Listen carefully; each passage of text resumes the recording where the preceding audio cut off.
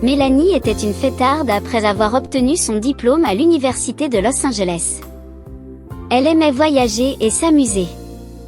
Mélanie était à Rome lorsqu'elle a reçu un coup de téléphone lui annonçant la mort de son jeune frère Randy, à l'âge de 20 ans. Il était le plus jeune des 5 membres de la famille et Mélanie et lui étaient très proches. Son corps a été retrouvé flottant dans une piscine à 5 heures du matin. Les médecins légistes ont suspecté une crise cardiaque. Rien ne prouve qu'il s'agisse d'un acte criminel. Le cœur brisé, Mélanie est rentrée chez elle à Los Angeles pour chercher des réponses.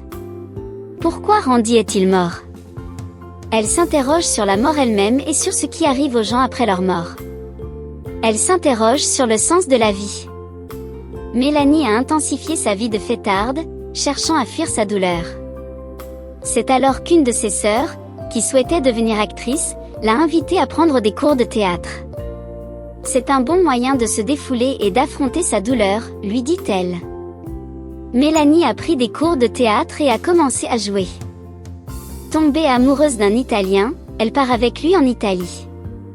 2 ans et demi plus tard, ils se sont séparés et Mélanie a repris sa vie de fêtarde tout en poursuivant une carrière d'actrice à Rome. Mais elle se sent de plus en plus vide dans sa vie de fêtarde. Elle se réveille triste tous les matins. Le sens de la vie semble lui échapper. Elle se demandait si des forces spirituelles étaient à l'œuvre dans le monde. Elle se demandait qui dirigeait le monde. Voyant beaucoup de mal dans le monde, elle a fait des recherches sur l'occultisme. Un jour, elle est tombée sur un sermon sur YouTube concernant Daniel et les prophéties bibliques. Intriguée, elle a ouvert sa Bible pour vérifier si le présentateur disait la vérité. Elle a fait des recherches sur l'histoire de Babylone, de la Perse média, de la Grèce et de l'Empire romain. Tout correspondait à ce qu'elle avait entendu dans le sermon. Tout cela est vrai, se dit-elle à voix basse. Elle s'est mise à genoux et a pleuré. Elle avait l'impression de ne pas appartenir à ce monde, mais à un autre. Elle a donné sa vie à Jésus. Je ne suis plus comblée par les fêtes, la drogue et l'alcool, a-t-elle prié. Je ne peux plus vivre ainsi. Je préfère mourir. Vous allez devoir changer quelque chose dans ma vie et en moi. Je n'en peux plus. Elle a continué à regarder le présentateur de YouTube, dont elle a appris qu'il était adventiste du 7e jour. Elle a comparé ses sermons avec la Bible. Elle a lu la Bible fidèlement. Elle a commencé à observer le sabbat du 7e jour à la maison. Au bout de 2 ans, elle s'est sentie impressionnée par le fait qu'elle devait se rendre à l'église le jour du sabbat. Une recherche en ligne lui a permis de trouver une église adventiste près de chez elle. Elle s'y rendit le jour du sabbat. Elle a dit à la première personne qu'elle a vue, un ancien de l'église, qu'elle voulait être baptisée. L'homme est surpris. Elle lui explique qu'elle lit la Bible depuis 2 ans et qu'elle en suit les enseignements. La vie de Mélanie n'a pas changé du jour au lendemain après son baptême.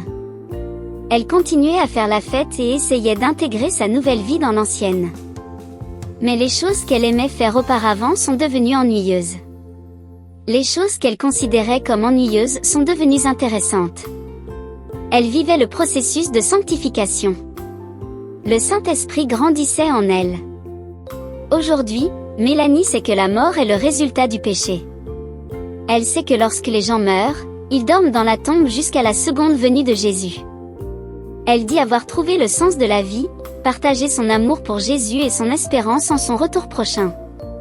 Mélanie laisse des dépliants et des magazines de santé sur les sièges des bus et dans les restaurants de Rome. Elle a hâte de voir Jésus et de retrouver son plus jeune frère, Randy.